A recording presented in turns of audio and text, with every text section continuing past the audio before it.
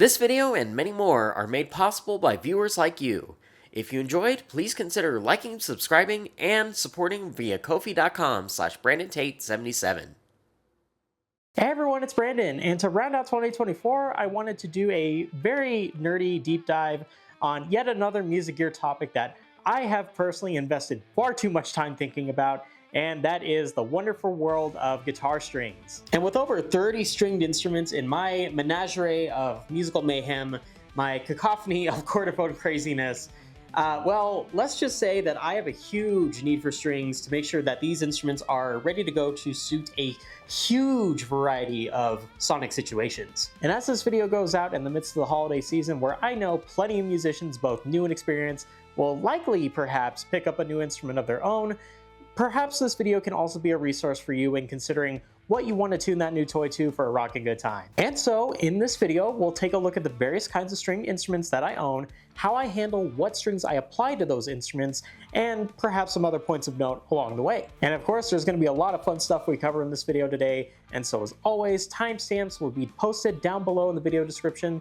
so you can refer back to any point in this video as needed. But before we get into the details of my silly string fun, there are some important disclaimers I do have to knock out of the way. Number one, outside of a few notable instruments that I do own, this video pertains to instruments that have frets in fixed positions for 12 notes per octave on them, which especially is just for guitars and bass guitars. Number two, I am not sponsored by any of the string brands that I mentioned throughout this video, but these are still the brands that I go to with my own money for my string needs, and these brands include Ernie Ball, if the hat wasn't obvious enough, D'Addario, Kalium, and Strings & Beyond, though Strings & Beyond is not actually a string brand, but they're the spot where I go to buy my Ernie Ball and D'Addario strings in bulk. Number three, though there are some things that you generally should and shouldn't do for applying strings to your fretted instrument of choice, ultimately, your choice of strings should be whatever is most comfortable, Your choice of strings should be whatever is most comfortable for you to use,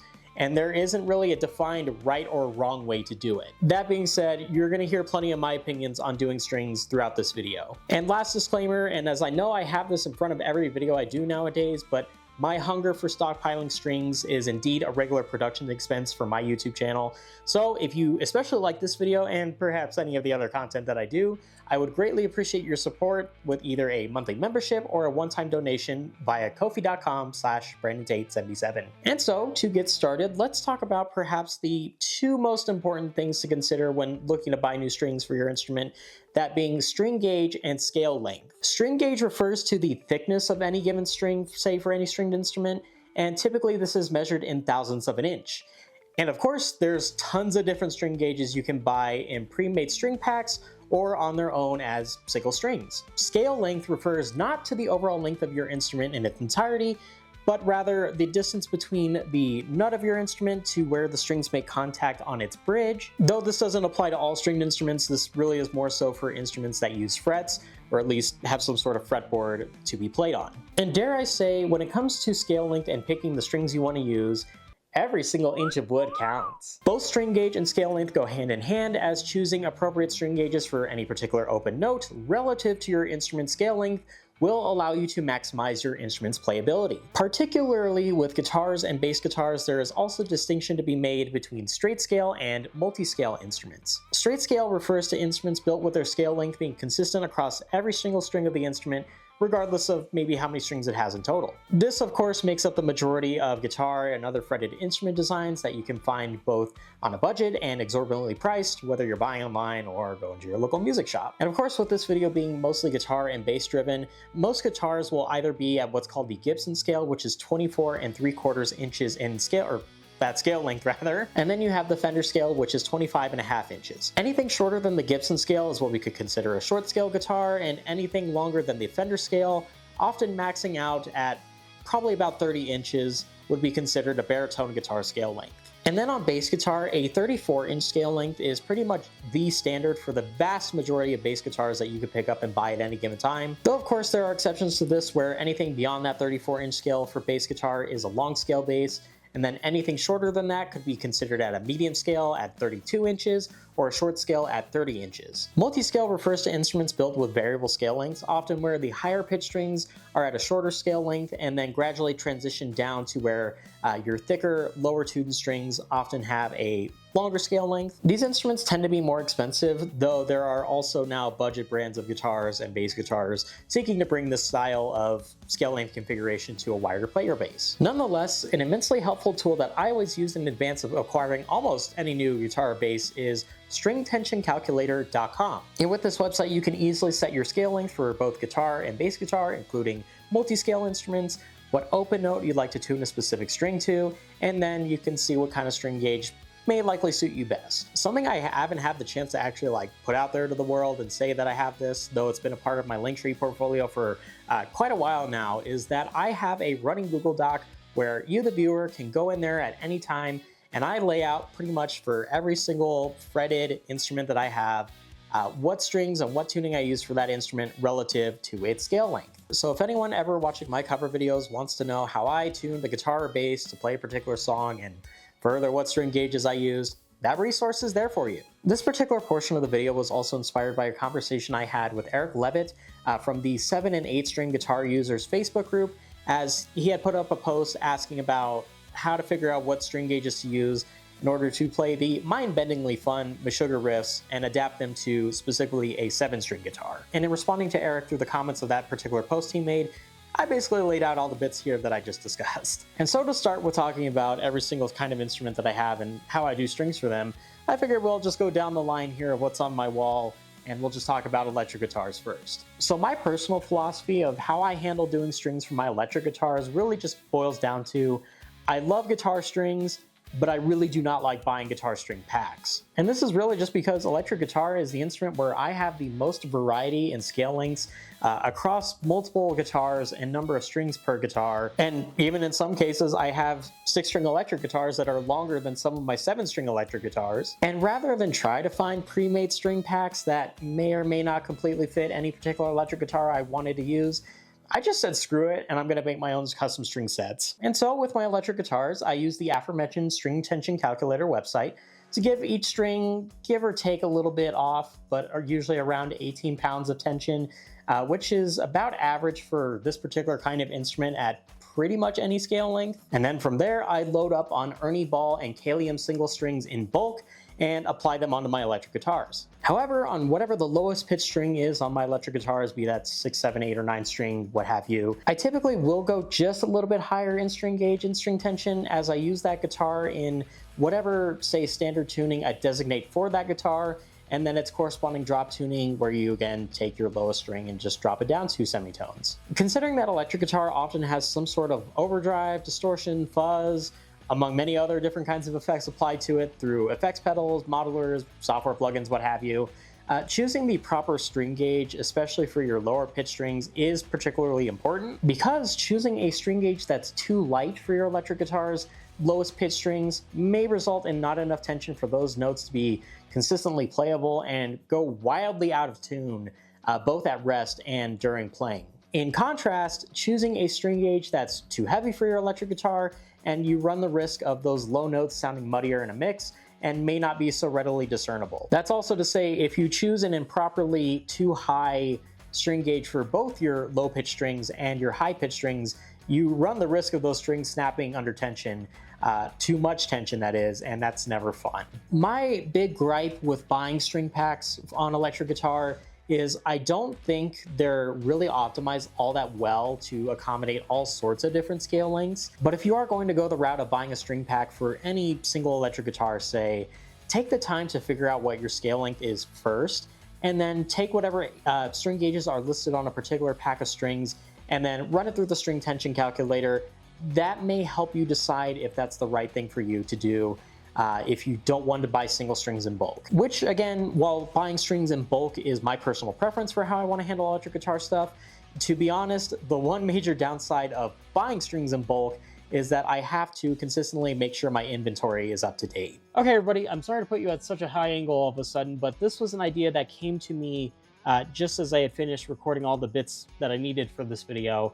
And I'm putting it in this particular part of the video right after what I just described with my electric guitars. But I really wanted to drive home the point of just how precise I get with doing my string gauges and custom string sets for electric guitar, In particular, again, because I have so many different scale lengths that I work with on electric guitar, and I felt this idea of what I'm going to show here would be a really good way to visualize that. So I have 4 guitars that we're going to run through in this particular segment where I'm going to show you, I'll figure out a place to put this on screen in the video editor of what this guitar is, what its scale length is, and then the string gauges that I have on that particular guitar, rather, with the one distinction being that every guitar in some fashion has E standard tuning associated with it. So again, we look at E standard on guitar, that is E, A, D, G, B, E. And of course, it's pretty common when people start on guitar, acoustic or electric, that they're going to be learning first in E standard. But as I go along with each guitar here, pay close attention to the string gauges that I use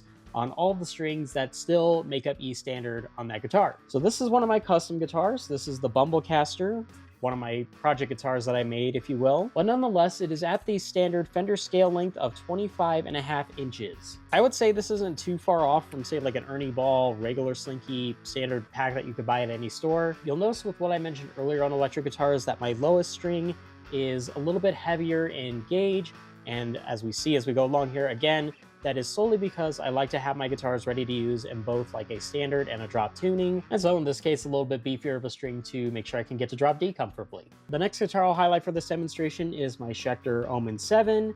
And this particular guitar is actually a little bit longer than the last one. This particular guitar is a 7-string guitar, so we're now adding a low B string along with what we have in E standard already. And as you may notice, compared to what I just showed with the Bumblecaster, maybe a little bit of change in terms of string gauge. But hold tight, we're going to start seeing some major differences here shortly. So now let's get a little bit more weird. We have an 8-string guitar, so in this case, this is just E standard with 2 new lower strings on it instead of 1 lower new string. This is the Schecter C8 Deluxe, and it comes in at a 28-inch scale length. By now, in comparison to the other 2 guitars that I just showed, you should be seeing that the string gauges are getting just a little bit lighter. Because if I put heavier gauge strings on this guitar than what's already on here for what I designated for it, I probably run the risk of running too much tension at once and then probably have a string snap or 2 along the way. But if you've been here on my channel long enough, you know exactly where we're going next. Because of course we have the silliest of all of my guitars, my Schecter Damien Platinum 9, aka my 9-string guitar monstrosity. Now you may be asking why doesn't it have any strings on it right now? That's kind of my fault. I actually went to restring this guitar right after I put up my preview post for this particular video, like on my YouTube and Instagram community post little deal. And unfortunately, after I had taken all the old strings off of this guitar, I realized quickly that I had not properly stocked up on my 1st and 9th strings for this instrument. So for the time being, I'm not going to fully restring this guitar until I get those strings in. But of course, that's where Kalium strings come in really handy, where I could place an order for some really thick guitar strings that Ernie Ball just does not make on a regular basis. But of course, as we've been talking scale length this whole video, this guitar comes in at a monstrous 30-inch scale length. You should definitely see in the string gauges that I'll show here, especially with the E standard strings, just how much lighter we've gotten as the scale length has increased. Unfortunately, and in particular of note with this particular guitar, is that I have snapped more high E strings on this guitar than any other instrument that I've owned. And so my pending hope is that by going to an 8.5 gauge string for my high E, that I can hopefully avoid snapping any more strings, but that remains to be seen, and I've ordered quite a few of those from Kalium as well. But again, this part of the video was to drive home the point of when it comes to when you are trying to decide what you are trying to put on your guitar in terms of string gauges, it really does matter that you take your scale length into account. Otherwise, you might have a poor fit for even E standard tuning, whether if you go too high or too low. But with all that for electric guitars out of the way, let's move on with the rest of the video. We'll come down here next to my acoustic guitars. Sorry, it's a little bit smaller crowd over here, if you will. Now, with all of my acoustic guitars, save for one that we'll talk about later in a different category for this video, these are all at the standard Fender scale length of 25.5 inches, and so how I do strings for them is far less complicated. And that just simply means I do buy string packs for acoustic guitar. My point about running string packs through the string tension calculator still stands, but since we're not applying a ton of effects to acoustic guitar, and we're kind of just generally letting this instrument shine on its own, say in a mix, I think using string packs for acoustic guitar is fine. And I've also found that buying single acoustic guitar strings, kind of the phosphor bronze material, tends to be a little bit more expensive. That may also just be beyond not just the material of phosphor bronze strings, but also just shipping and handling costs for ordering those in bulk. So you could take that into consideration, though I think buying string packs for acoustic guitar is the way to go there. Now, before I get on with the rest of my instruments that I have and how I do strings for them, I do want to pump the brakes real quick and make an important note of, again, with the instruments that I've already described, my electric guitars and my acoustic guitars, most of them that is, we're using them in the context of a standard guitar tuning or a dropped guitar tuning like E standard, drop D, what have you. But since we're here also talking about guitar strings and guitar tunings, let's take a moment and let's talk about weird and or alternate guitar tunings, because if you're a longtime viewer, you know this is a thing that I'm really known for exploring here on my YouTube channel. This segment was inspired by a comment I got fairly recently on my cover of Creed's My Sacrifice,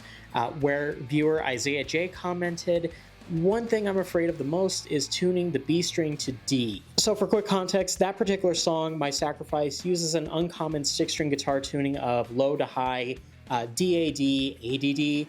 And of note of this tuning is that Creed guitarist Mark Tremonti uses 2 high strings tuned to the same D4 note, which is, again, if you took your high E string on an E standard guitar and you brought it down to D, Mark Tremonti is using 2 high strings tuned to that same note. That is to say, if you were to take a guitar string pack that is marketed as being for E standard tuning on 6-string guitar, and you were going to take the B string of that, what would be the B string of that particular string pack, if you were to take that B string and try to tune it up from D, please, please, please do not attempt to do this. You are more than likely going to snap your B string trying to tune up to that higher D note. And so this is where I really come in to say, if you are really wanting to explore weird or alternate guitar tunings, both on acoustic and electric guitar, I highly advise going the route of building custom string sets for this purpose. And as I have these 2 dedicated guitars for looking at weird and alternate guitar tunings, every new weird tuning that I ever will put these guitars through is going to have their own, say, set of custom strings that I will do for them. Where I mentioned not using string packs for electric guitar because of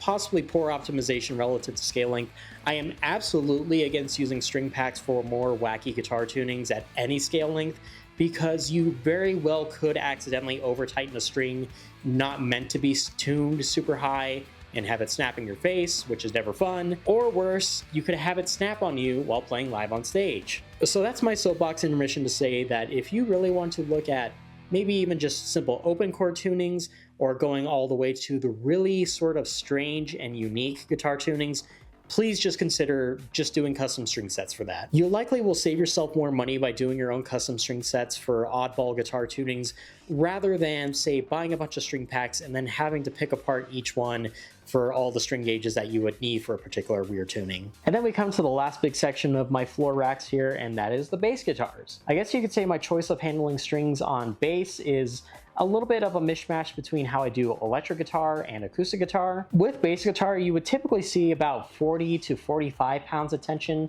per string on a bass. But I've heard multiple people say, and I do agree with this, that you do get a little more leeway in terms of, say, bass strings, how you want to tune them. But that's also still to say that I do really like a firm enough low string that I can use for a standard and a drop tuning. And so what I often end up doing there is, say, I'll buy a pack of Ernie Ball strings. Maybe I don't like how not thick the low string might be, so I'll take a heavier string pack of Ernie Ball, I'll take the low string out of that, give it to the lighter string bass that I want tuned, so it has a little bit of a beefier string. I'll go ahead and buy some thicker Kalium strings just so as I inch down in bass tuning as well, matching 1 octave below whatever standard guitar tuning or dropped guitar tuning I may be using, just so that low string is not too terribly floppy. This next point is something that I have explored in a previous video if you're a longtime viewer of the channel, and is more than likely and possibly something worth exploring in the context further of like doing low-tuned guitars and low-tuned bass. You can certainly put ridiculously heavy string gauges on a bass guitar. Long story short, if you don't have time to watch the old video about this Yamaha bass I modified, this instrument has been modified to hit bass guitar notes in the register below an E standard bass guitar, which is absurdly low in pitch and is pretty much on the cusp of what human hearing is able to distinguish as a note. And pretty much that cutoff of what human hearing can recognize is the E0 note. But I think one of the conversations that you should have if you're going to play bass in a band is whether or not you're going to go crazy low like this or not. You do want to consider where you fit in the mix, whether if you're just going to sit underneath the guitars and provide beef to that, and or if you intend to work in some lead or melody playing alongside your guitars. For bassists in particular, I think that's an important conversation to have with yourself about what sort of string gauges you ultimately want to use. And then the last particular category of instruments I wanted to talk about with how I do, say, string setups for is my little fun wall of folk instruments over here. These are all instruments that are a little more unique beyond the typical guitar and bass kind of the whole deal. Unless I know otherwise, these are all going to be stringed instruments that it's just pretty much worth buying whatever, say, string packs are out there. They all kind of have a commonly accepted tuning that most people rock with nowadays. And so you get more bang for your buck if you just kind of follow the herd on that. I'll speak to this first. This is just a little Yamaha acoustic guitar. It's actually, again, shorter than the Gibson scale length, so this is a short scale guitar. This has its own custom string set. It's actually what you would consider a G standard if you tuned a guitar from E to G standard. This has had some applications in my rock and music dealings, but I also use this primarily as a classical and folk music instrument. Concert ukulele, string pack, pretty easy. Irish bouzouki, string pack. Ukulele bass, especially string packs because this is a bit of a wonky instrument and needs purpose-built strings. My acoustic mandolin, string pack. However, on my electric mandolin, and this again could be a video of its own, this mandolin is actually tuned down considerably, and basically this electric mandolin can take guitar strings on it, so I just have it outfitted with guitar strings. Obviously this instrument's not on this wall, but I had to pull it off the other wall. This is my cigar box guitar. I do use my own custom string set for this particular instrument, though there are pre-made cigar box guitar string packs that you can get out there for a variety of different tunings. A notable recent addition to my wonderful world of folk instruments is this Mongolian Morin Her. I have not yet put new strings on this instrument quite yet, simply because all the listings for strings that I have found for this particular instrument are not produced domestically here in the United States, which personally to me, no big deal. Once I have time to sit down with this instrument a lot more and figure it out more, I'll definitely look at putting new strings on it. And to round out how I do strings for folk instruments, I do want to mention how my family owns this massive Chinese guzheng instrument. And to be honest, I have not yet looked into how to do strings for this instrument yet, and I'm kind of afraid to. And that's going to do it for this video, everybody. That is my big, long, obsessive rant of passion about guitar strings and all the things similar to that. I do truly hope that there is something that you could take away from this video for your own stringed instrument journey. And certainly, if you have any further questions or concerns about anything I discussed here in this video today, please feel free to drop a comment and we'll have a fun discussion about this. Because ultimately for us stringed instrument enjoyers, our need for strings is ever evolving and changing, and we just need to make sure that we have our instruments in the best shape ready to go, and the strings we choose to use are a huge part of that. Perhaps I should have also mentioned this in the disclaimer part of the video as well. There are other parts of making sure that your stringed instrument is ready to go, such as intonation, wiring, and so on. So if you do have questions beyond string gauge and scale length in order to make sure that your instrument is playing the best that it can, please go seek out your local qualified string instrument luthier,